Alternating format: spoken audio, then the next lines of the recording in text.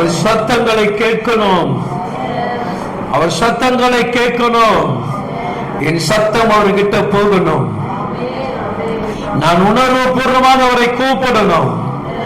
அப்போதான் என் அப்பா இறங்குவார், என் தகப்பன் இறங்கி வருவார், என் ராஜாதிராஜன் இறங்கி வருவார், என் மன்னாதி மன்னர் இறங்கி வருவார், என் நித்திய தேவன் இறங்கி வருவார், என் சத்தியத்தின் வேந்தன் இறங்கி வருவார். சிந்தித்து பாருங்கள் அன்பான தேவ பிள்ளைகளே.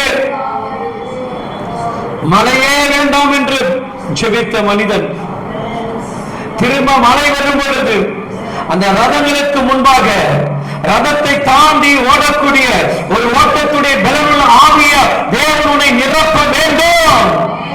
எல்லாவற்றையும் எதிர்த்து ஓடி ஜெயிக்கக்கூடிய மகனாக, அது நெருக்கமாக, கடனாக, வியாதியாக, பிரச்சனைகளாக, போராட்டங்களாக, எவைகள் உனக்கு முன்பாக நின்று கொண்டிருந்தாலும் அதையெல்லாம் மிதித்து மிதித்து மிதித்து மிதித்து நீ ஓடக்கூடிய மகனாக மாற வேண்டும் என்று சொன்னால் எலியா எலிஷாவுக்கு கொடுக்கப்பட்ட